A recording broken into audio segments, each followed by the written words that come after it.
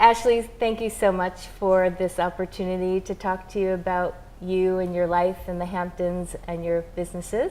Well, it's exciting to be here in kind of my second home, the Spur, and great to be here as part of this program, so thank you.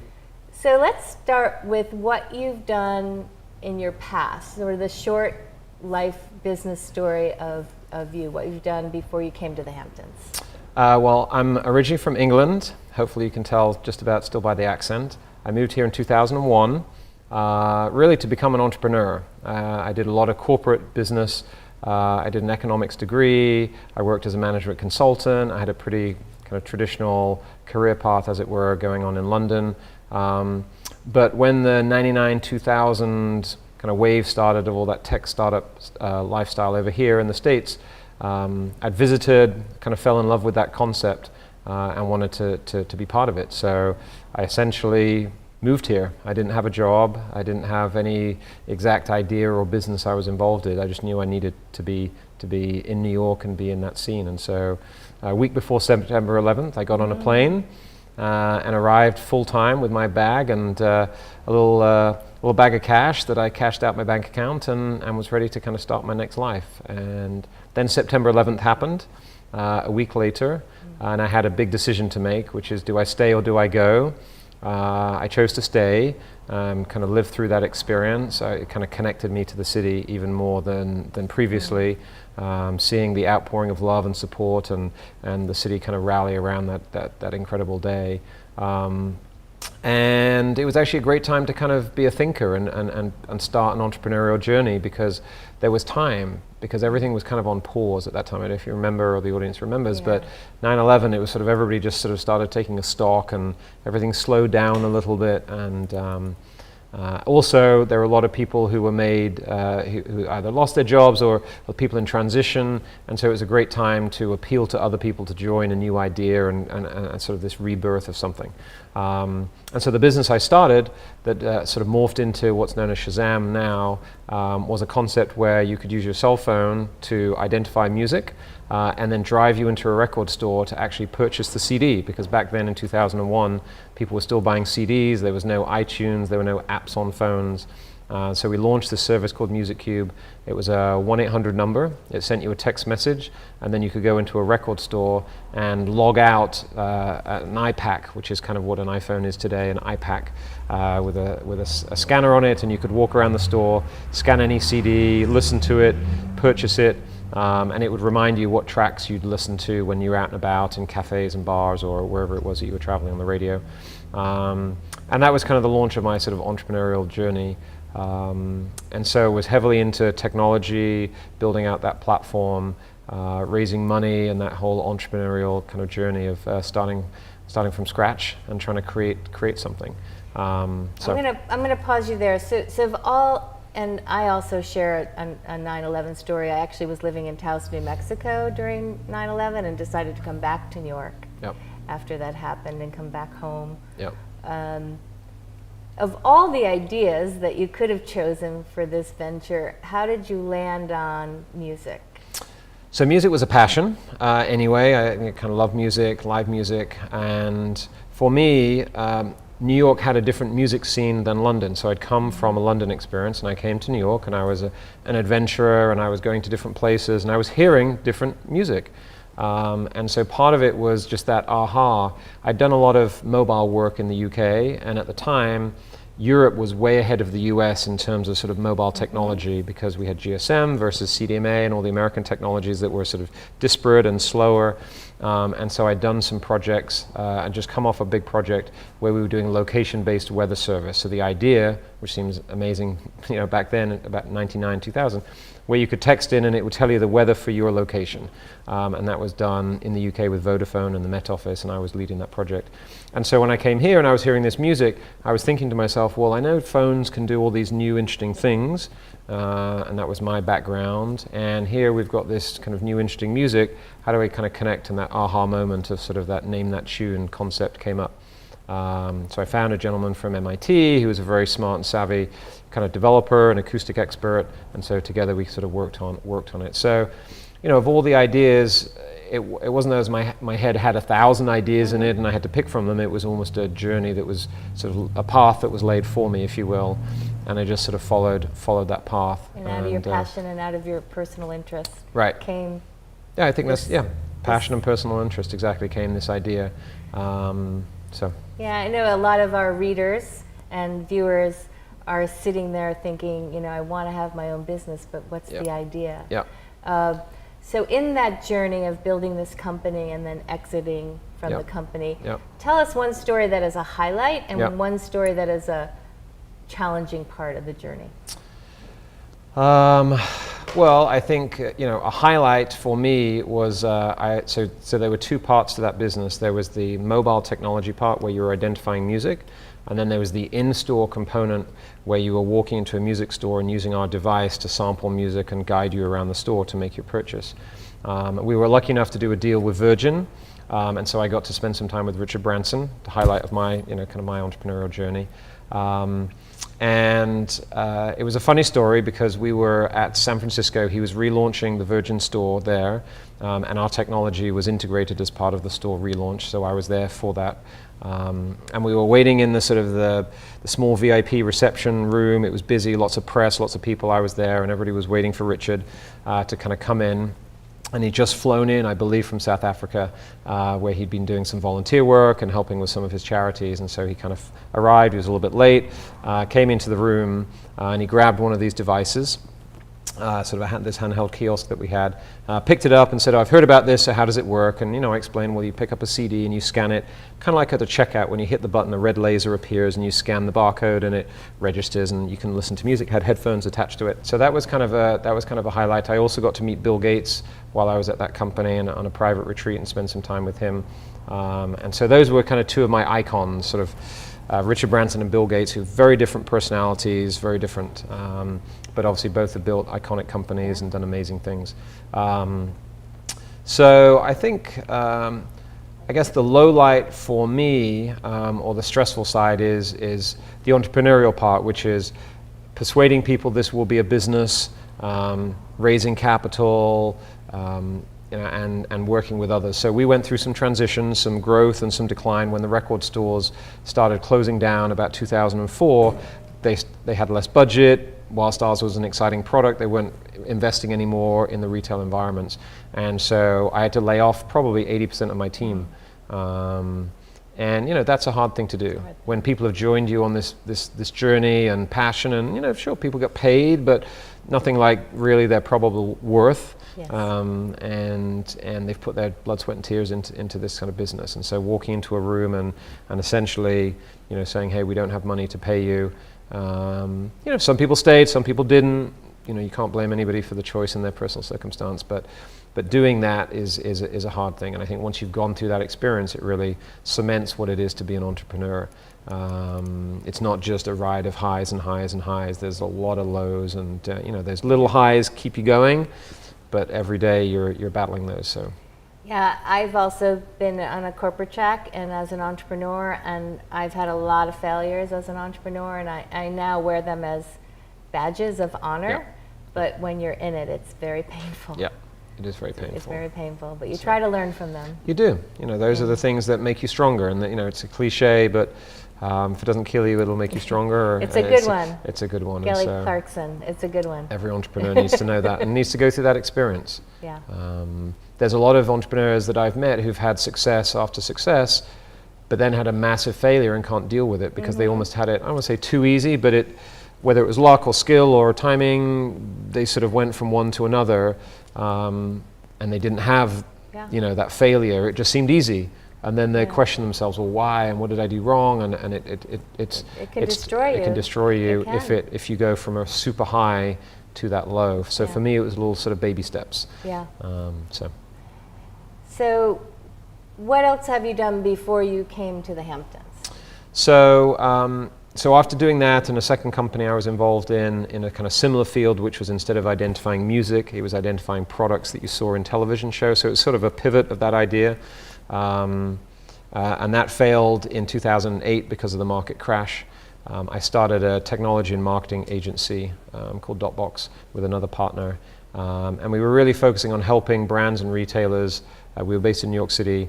We'd done a lot of work on Facebook and those platforms in the early days, and so we were helping those brands and retailers leverage basically social media, social platforms to help build their business and brands. And this was way early. This is 2008, so 11 years ago. I mean, now it's commonplace, but back then it was very new. We were almost the first social commerce agency, we coined the phrase. And so managed to build that company up. There was no funding. It was organic growth company. We didn't raise any money, which you can do from a service-based company to some degree. And then we end up building a platform, a technology platform, which had some similarities to Shopify, which is now the big platform in this space. So again, we were very early, bleeding edge, as you will. And ran that for 4 years, grew it up. We had about 50 people in the team. And I was lucky enough to sell that company. And so we were acquired by a public holding company in the advertising space. And that allowed us to have some lifestyle flexibility for the first time, pay off some debts. And we purchased a house, a second home. We had 2 young children in the city, in a very small apartment, as many people do. And so wanted to kind of invest in a property out here so that we could have some lifestyle time. And so that's kind of started our journey, and we became the infamous weekenders, where we would come most weekends out here, and I'd always feel this kind of breath of relief as I kind of drove up our street and left the city behind, and was looking forward to kind of a relaxing time. And so that was in 2012. We started that journey. And then a little bit fast forward, I wanted to start a company that was a little bit more giving back, having been lucky enough to have a bit of a success. So I started a healthcare company focused on obesity and diabetes, a lifestyle platform called Off the Scale, which helps people who are in those unfortunate circumstances to try and reprogram their life, their approach to food and exercise and themselves, really, because it's a national crisis, it's a global crisis, and wanted to be part of a solution, part of a big problem, and help solve a big problem. And so that business allowed me to spend some time in the city, some time out here in our home. We have 3 kids at this point. They all went to local school here, which is fabulous, at Southampton Elementary. 10, 8, and 5. 2 girls, Chloe, who's 10, Lola, who's 8, almost 9, and Dashel, who's 5. And what schools are they in?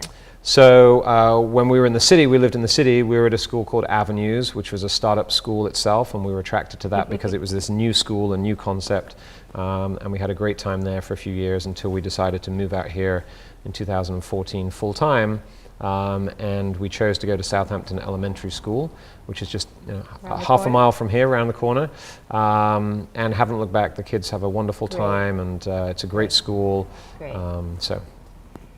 So how long have you lived full-time out here? 5 years. 5 years.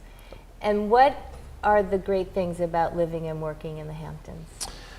Well, I think a lot of people who live in the city and spend time out here enjoy their time out here because of access to the lifestyle it provides, whether it's the beaches, the fresh air, the backyards. And so being able to do that instead of just 2 days a week, being able to do it 7 days a week, or at least 4 or 5, because I was still in the city a bunch of my time. But I mean, that's one of the biggest benefits personally, is to have that ability to be a bit more relaxed. And I grew up in the countryside in England. I wasn't I didn't grow up in London.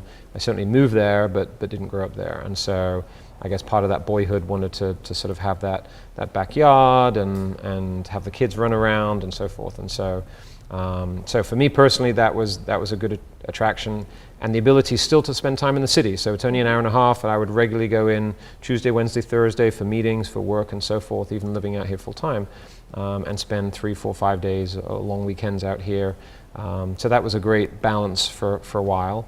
And I saw more and more people doing the same thing. So I saw similar faces every day, taking the Jitney Ambassador train, whatever it is, into the city, and looking around me saying, well, I'm not the only one who's done this. There are other people, husbands, wives, whatever, spending time in the city, being productive and doing whatever business they were doing, and then coming out here and having the lifestyle really for their kids, because it's an amazing lifestyle out here for the children. And that's really the spark for the Spur. Yes. Was seeing other people on that same life journey that I was on, those entrepreneurs, trying to kind of balance this work life and move the family home from the city or the city area out to not just a suburb, but beyond the suburb, really. And so the Spur became this community and now a place that we're filming in right now, where those like-minded entrepreneurs, whether they're full-time residents out here and they've made the leap, or whether they're people who are still in the city but are spending time out here and are looking for a productive place to work, a network of entrepreneurial people who are progressive.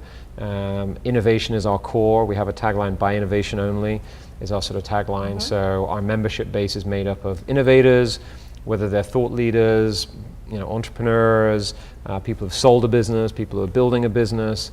It's a great melting pot of different people doing exciting things.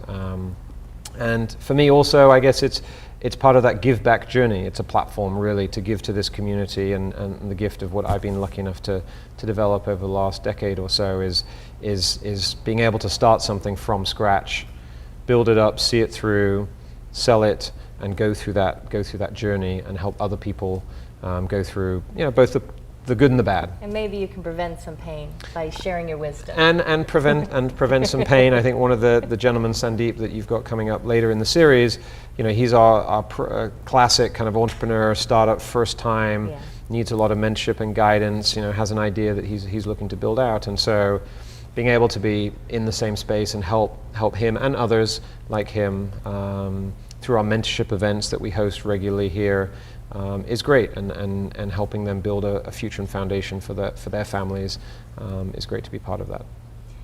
So is there anything that's hard or challenging about living and working in the Hamptons? Oh, there's lots of things. Part of it is that you're kind of a minister without portfolio, as I would say it, in the sense that you're in between two worlds. You've got the New York City world, the hustle bustle, like I live in New York City and I'm on my game and I'm doing my thing, and that's very clear what that dynamic is like. And then out here you have the local community who've lived and worked here. They may have grown up here and still here, or maybe they've moved years ago and from other places. And they're very attuned to what that is, and they might rarely go to the city, or this is their life and they want that quiet life. And so for us and many others like us who are out here, we kind of want the best of both worlds, and maybe having your cake and eat it is not allowed, but we're trying to create that solution where we do get that tranquility and that escape, but still are able to be productive. And obviously through technology, laptops, phones, and so forth, you're able to still keep in touch with business and people without necessarily sitting in the same room. And so doing more of that type of work from out here, and then being able to walk out in the backyard on a phone call and see the sunset, or see your kids playing on the trampoline, and being able, like I do, to pick up my kids. One of the joys that I have is every Friday, it's during the school year, I pick up my kids at 3 o'clock from school and we go and have ice cream. Every Friday, without a doubt, I can do that. It takes me 15 minutes. I leave the Spur, I go there, we have this great experience for an hour, then they go off home, I come back to the Spur, keep doing some work. But it's a shorter commute. It's a shorter commute than in the city when you're racing around and kids are often at different schools, and you're on the subway and so forth. So one of the things I find that's hard, I've had company at my house since July 1st. Yep. And I work from home. Yep. And so I get a little jealous for all my friends, like going to the beach and going to, the Parish Art Museum, and I'm working. Well, it's hard, and I think that's one of the things that I've found difficult is for me, the Hamptons used to be an escape, and now, it's self-inflicted because of the Spur, but really now it's not an escape. It is for my kids in a way, it's their lifestyle. For me, it's kind of work now. So I almost have the opposite, that when now I go into the city, it's almost the break. And the city is this place that I can explore and whatever. But out here, because of the Spur, where it's work, and nothing wrong with that. It's a great thing. It is a great thing. The Spur is great, and I'm new to the Spur, but I love all the people, including you, that I'm meeting here. Thank you. And it's amazing. So what else do you do besides, so you're still working on Off the Scale? So yeah, Off the Scale is still an ongoing business. We have a great team who are looking to grow, and healthcare is going through a 25-year transformation. It's not an overnight transformation, and that's what I've learned in that business, which was again a learning for myself, having come out of other businesses in fashion and technology and retail where they're moving really quickly, and if you get onto a curve, you can make change in a short period of time. Getting into healthcare, completely the opposite. And education, very slow. Very slow, very slow. Huge opportunity, but very slow. And so I think that was part of my learning was where I thought launching off the scale, I was able to make a big impact in a short period of time. I had to change my expectations to be able to make a big impact, but it's going to take time. And so, yes, we're still doing some really interesting things. We have a partnership with Mount Sinai Health System in the New York area, and we're working closely with them on a series of initiatives in our program and so forth. And it has huge opportunity, but at the same time, it moves slowly. And because I'm one of those entrepreneurs that I can't just sit back and wait for it to happen. I have to keep, building and working. And so that's kind of the Spur is partly. Obviously now what I'm focused on and building that brand. We have a second location now in East Hampton, and we're looking at other markets around the country as to take this model that we're replicating to help other markets solve the same problem. Just in the US or worldwide? Well, I think the opportunity is a global opportunity in the sense there are what I would call second home markets where people are spending some of their time, some of their lifestyle time, could be a day, week, 2 days a week, a month, a year, whatever, and they're around the world. And you're near a city hub, and people want to kind of flip-flop their lives. And I think especially people in my category or age group, which have sort of got young families, and they're probably living in a small-ish environment in that city environment, and they're lucky enough to have a second home environment, who wouldn't want to spend more time in that larger second home environment. And so that's, to me, a global phenomenon, and if we can be the business and brand at the center of that, helping make those transitions happen. In fact, we have an event next Thursday at Spur East specifically on that, all about transitioning from Manhattan to the Hamptons. And we have some of the local schools talking and the local hospital, really trying to bring down the fear factor of making that change, because it is a big change. It is a big change. And a lot of people have fear, well, what am I going to do? What's a day in the life like, or a year in the life like? How am I going to make money? And so hopefully we'll be able to help them lower that barrier and bring some more of those people around year-round, because I think that's part of what is one of the struggles about being in a resort town is it's cyclical. You have very peaks and troughs. So right now we're in the middle of it. We're in the middle of July, the busiest time of the year. Lots of traffic and hard to get into a restaurant and all those great things. But then November, December, January, February roll around, and it's quieter, which is great. But also you can feel disconnected from what's going on. And so for us and the Spur and our members, what we're trying to say is, hey, don't just come here for a week here and a week there and the summer here. Truly come here, move here, bring your families here, bring your life here. And you can still go to the city on a regular basis, but be here year round and really help support the community, be part of the community year round. That should bring jobs and tax revenue and help the schools continue to grow instead of declining. The whole of Long Island is declining. There's a population flight over the last 5-ish, 10 years because it's becoming more and more expensive. And so people who've lived here for 10, 20, 30 years are taking the opportunity to sell their home and their land and move to North Carolina or Atlanta or wherever it's down south, maybe better weather, a lot less expensive. And we don't want this place to become a ghost town. Yes. It needs to be an all year round, vibrant place, which it is, yes. But there's definitely signs that that's changing. Yeah. Well, I think you're helping with all your events and your mission, and I'm someone who lives here year round and figured it out, and I'd love to have more people around here working and living and economic development for everyone. Yep. So you mentor people, you have Off the Scale, you have the Spur. Yep. In my language, I call you a linker. So you're doing many things. Yes. So as someone that does many things, what tips do you have for people who want to do many things?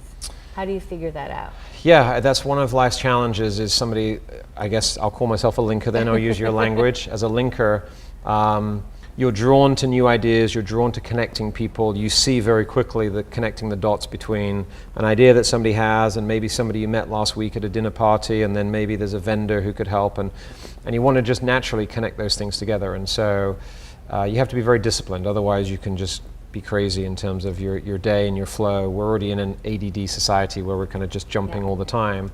And so discipline is part of it, setting very tangible goals on a regular basis, weekly, quarterly, whatever makes sense for the business, and making sure you give each opportunity its time and recognize it's hard to have all the ideas at the same time. So businesses go through different growth phases, right? There's the idea phase, piece of paper, ideas, brainstorming.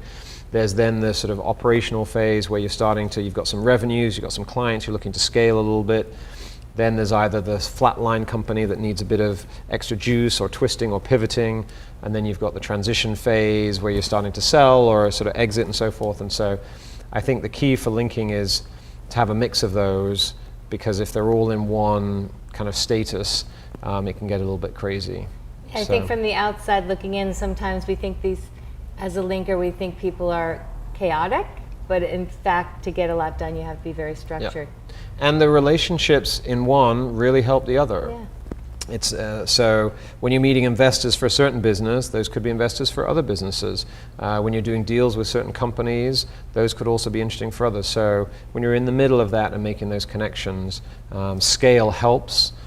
Scale of relationships, scale of that network helps. And so you have to be, but yeah, it is a little bit manic sometimes. I mean, we're doing 5 events today and going to 5 different places in one day. It's 105 degrees out right now, because we're connected to all these different people and we're linking them together and helping them to grow. So it's a blessing and a curse at the same time. I think we can bring it back to, this is your passion and you're personally interested in all of it, and which helps a lot. You can't do it without that. If you're not, I'm not waking up every day thinking, well, this day I'm going to make X amount of money to do this, or I'm going to get a pat on the back to do this, or whatever. It is, hopefully all of that comes, and success, whatever success means, whether it's financial, personal, or emotional. But you have to do it because it's passionate, and people are drawn to different things. This is kind of who I am. I've realized it's who I am, and although some people in my family, my parents might wish I had a different DNA and I was sort of just doing the 9 to 5 and so forth, it's just not who I am. So I'd rather be passionate, driven, and excited every day about what I'm doing, regardless of the financial rewards to some degree. Obviously, you have to provide for a family and so forth, but then just be in that treadmill of life that unfortunately so many people find themselves in, often no fault of their own.